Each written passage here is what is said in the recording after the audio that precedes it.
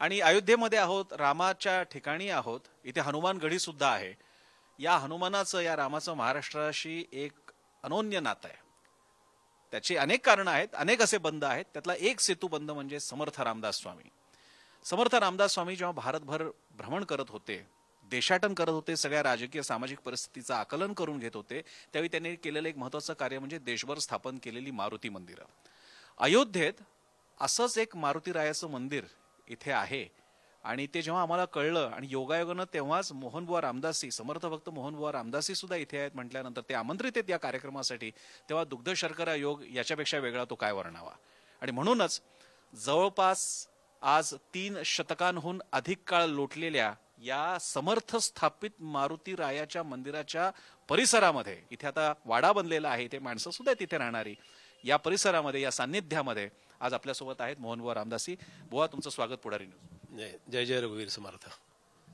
बुवा, मी मारुती रायाबद्दल, समर्थ, त्यांचं भारत भ्रमण, अयोध्या, मारुती याकडे तर मी येणारच आहे, पण त्यापूर्वी माझा पहिला प्रश्न म्हणजे, तुम्ही आता इकडे आमंत्रित आहात, हा सगळा काळ तुम्ही तुमच्या जाणत्या काळामध्ये तुम्ही सगळा बघितलेला आहे, 3 दशकांचा. तुमच्या भावना कशा आहेत आता?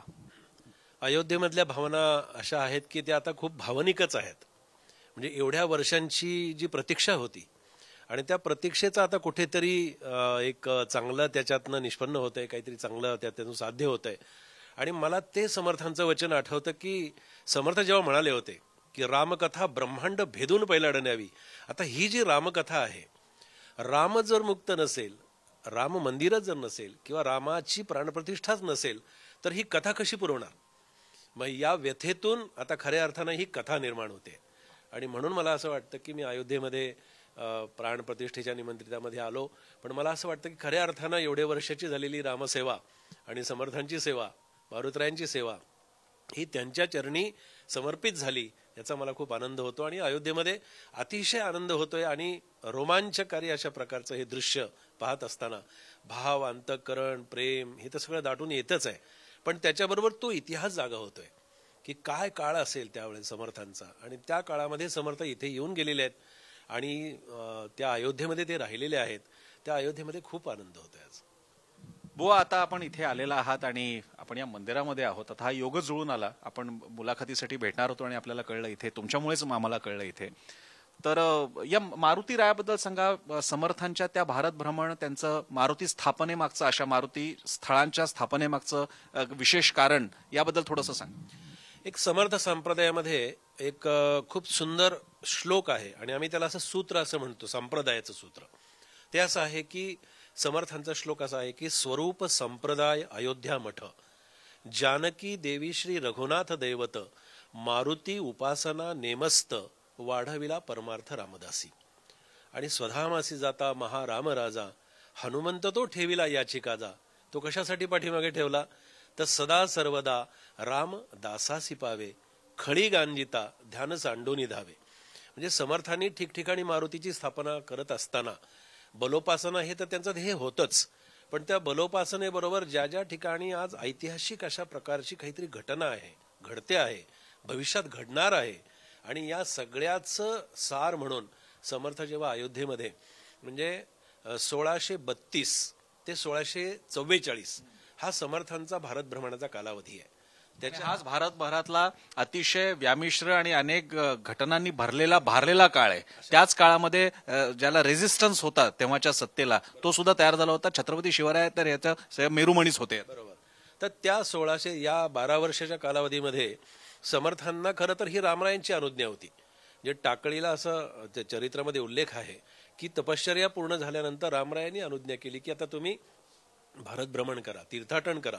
आणि त्या तीर्थाटनाच्या या 12 वर्षाच्या काळामध्ये समर्थ अयोध्या, गया, काशी, प्रयाग या ठिकाणी गेल्याच्या नोंदी, शंकर श्रीकृष्ण देवांचं जे चरित्र आहे, समर्थ अवतार, समर्थ हृदय आणि समर्थ संप्रदाय, या 3 खंडामध्ये आपल्याला विस्तृत रूपानं ते सगळं पाहता येतं.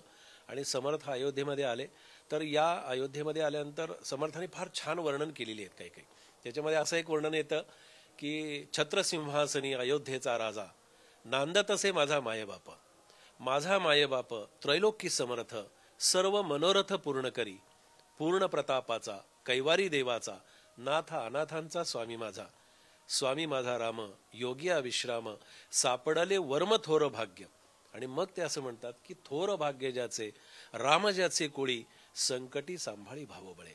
या अभंगातून असं वाटतं की रामराजे हे आमचे खऱ्या अर्थानं राजे आहेत आणि त्या अयोध्येच्या सिंहासनावरती बसलेले आहेत असं या अभंगामध्ये समर्थांनी त्याचं सुंदर वर्णन केलेलं आहे. हे मारुती रायाची देशभर स्थापना महाराष्ट्रात सुद्धा ही एक राजकीय कृती होती. म्हणजे अशा प्रकारे मंदिरांची स्थापना भारतात मध्ययुगामध्ये अनेक ठिकाणी झाली, कोणी घाटही बांधले, अनेक गोष्टी झालेल्या आहेत. पण अशा प्रकारे मारुती रायाची स्थापना करत जाणं हे एक राजकीय कृती होती. राजकीय कृती म्हणण्यापेक्षा सुद्धा छत्रपती शिवाजी महाराज यांच्या कार्यासाठी ज्या ज्या ठिकाणाहून अशी मठ मंदिरांची ज्या कार्यासाठी चांगला त्याला पाठबळ मिळेल अशा प्रकारची योजना समर्थांची होती. त्याचं एक उदाहरण जर सांगायचं झालं म्हणजे अगदी जाज्वल्य अशा प्रकारचं, तर समर्थांचे असंख्य मारुती तर आहेतच, पण त्याच्या बरोबरीनं समर्थांनी 11 मारुतींची स्थापना केली की जे पुस्तक मी आता नुकतंच लिहिलंय आणि ते प्रकाशित पण झालेलं आहे, अमेझॉनवरती उपलब्ध आहे. तर ते त्याच्यामध्ये समर्थांची अशी भूमिका होती आहे म्हणजे की छत्रपती शिवाजी महाराजांचं ज्या ज्या ठिकाणी कार्य फुलत होतं उमलत होतं तिथे तिथे समर्थ या 11 मारुतीची स्थापना करतात. म्हणजे काही लोक मला खूप प्रश्न विचारतात की का भारत भ्रमण करणारे समर्थ, एवढं भारतभर फिरलेले समर्थ 3 जिल्ह्यामध्ये का बरं 11 मारुती स्थापन करतात. त्यावेळी असा प्रश्न पडतो की खरंच आहे म्हणजे ज्या काळामध्ये शहाजी राजे आणि छत्रपती शिवाजी महाराज यांचा तो काळ होता आणि शिवाजी महाराजांचं नुकतंच कार्याला एक अशी दिशा मिळत होती, कार्य पुढे येत होतं, उजळत होतं आणि त्या काळामध्ये 1645ला समर्थ जेव्हा महाबळेश्वरला गेले तिथे मारुतीची स्थापना केली आणि तिथेच समर्थांचा राजकीय जो काही सगळा पत्रव्यवहार कार्य जे आहे ते सगळं महाबळेश्वरवरून सुरू झालं. त्याच्यानंतर समर्थ मसूरला गेले, तिथे मारुतीची स्थापना केली. म्हणजे ह्या 11 मारुतीतला मसूरचा मारुती हा पहिला मारुती. असे 11 मारुती सातारा, सांगली आणि कोल्हापूर या 3 जिल्ह्यामध्ये करतात. तर आपल्या प्रश्नाला अनुसरून असं मला नक्की सांगता येतं की आध्यात्मिक, सामाजिक आणि राजकीय या सगळ्यांचा छानपैकी समर्थांनी संदर्भ घेऊन या मारुतींची स्थापना केलेली. शेवटचा प्रश्न मी विचारेन. आता आपण अयोध्येत आहोत. रामललासाठीचं मंदिर तर आता भव्य निर्माण झालेलंच आहे.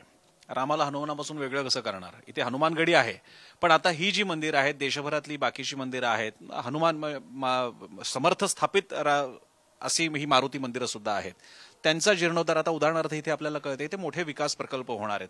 अशा वेळी ही जी भारतभरातली खास करून आता अयोध्येतलंच उदाहरणार्थ हे मंदिर आहे, याच्या बाबतीत काय आपली खास अपेक्षा. मला असं वाटतं की जसा अयोध्येचा विकास होतोय, राम मंदिराचा विकास होतोय, आता हे तर मूळ समर्थ स्थापित हनुमानजी आहेत.